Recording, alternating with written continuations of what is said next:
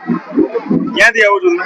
હું અહીંયા મોટી મળતી જાઉં છું. અચ્છા, કોના વાલી છો તમે? અક્ષર પરિમળ અમરેલી. અક્ષર છે ને કયા ધોરણમાં ભણે છે? ચોથા ધોરણમાં છે. ઓકે, કેવું લાગ્યું તમને મેળાનું આયોજન? ખૂબ જ સુંદર આયોજન છે. બાળકોની અંદર ભણવાની સાથે પણ એક વ્યવસાયિક એક સ્કિલ ડેવલપ થાય. ઓકે, અને એક ભાવ નીકળી જાય અને નાનપણથી જ એને થોડું ઘણું વેપાર ધંધા વિશે પણ એને થોડું જ્ઞાન મળે.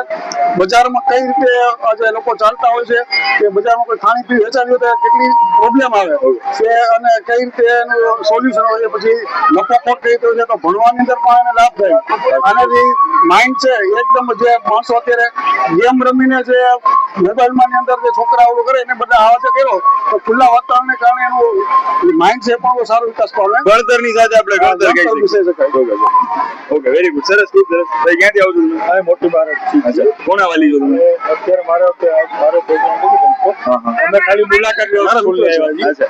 ખરેખર આજે સ્કૂલે જે આયોજન કર્યું છે મતલબ એક મસ્ત આયોજન છે અને સારું છે. એના પેરેન્ટ્સો ઉપર અને છોકરાઓ ઉપર કંઈક અલગ ઇફેક્ટ પડે છે કે છોકરાઓને ઉત્સાહ પણ રહે છે. અને એક વેપારની દ્રષ્ટિએ જો કે એ મેળાનું આયોજન છે, ખરેખર આવું આયોજન દર વર્ષે હોવું જ જોઈએ. અને ખરેખર જે તમારી સ્કૂલે જે કર્યું છે ખરેખર મસ્ત કર્યું છે. અને દર વર્ષે આવું કરતા રહેજો અને ગામને પણ જાગૃત થાય. અને આ શિક્ષણ વિશે પણ તમારું સાહેબનું બહુ સરસ છે શિક્ષણ પણ આજે તો ફર્સ્ટ ટાઈમ જ આ સ્કૂલની અંદર ગામમાં રહું છું પણ ફર્સ્ટ ટાઈમ જ આવ્યો છું આ સ્કૂલની અંદર.